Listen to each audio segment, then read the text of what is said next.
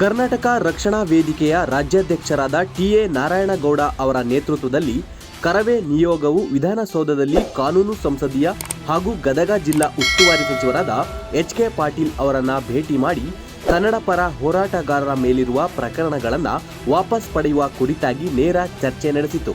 ನಾರಾಯಣಗೌಡರು ಹೋರಾಟಗಾರರ ವಿರುದ್ಧ ನಡೆದಿರುವ ಅನೇಕ ಎಫ್ಐಆರ್ಗಳು, ಬಂಧನ, ಕೋರ್ಟ್ ಪ್ರಕ್ರಿಯೆಗಳು ಮತ್ತು ಕಾನೂನು ಒತ್ತಡಗಳ ಕುರಿತು ಸಚಿವರಿಗೆ ವಿವರಿಸಿದರು.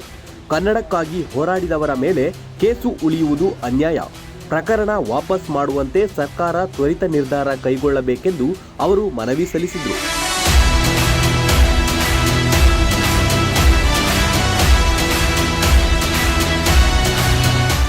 ಸಭೆಯ ವೇಳೆ ಸಚಿವರಾದ ಎಚ್.ಕೆ. ಪಾಟೀಲ್ ಅವರು ಮಾತುಗಳನ್ನು ಆಲಿಸಿ ಪ್ರಕರಣಗಳನ್ನು ಮುಖ್ಯಮಂತ್ರಿಗಳ ಜೊತೆ ಚರ್ಚಿಸಿ ಕಾನೂನು ಕ್ರಮದ ಮೂಲಕ ವಾಪಸ್ ಪಡೆಯುವತ್ತ ಸರ್ಕಾರ ಮುಂದಾಗುತ್ತದೆ ಎಂದು ಭರವಸೆ ನೀಡಿದರು.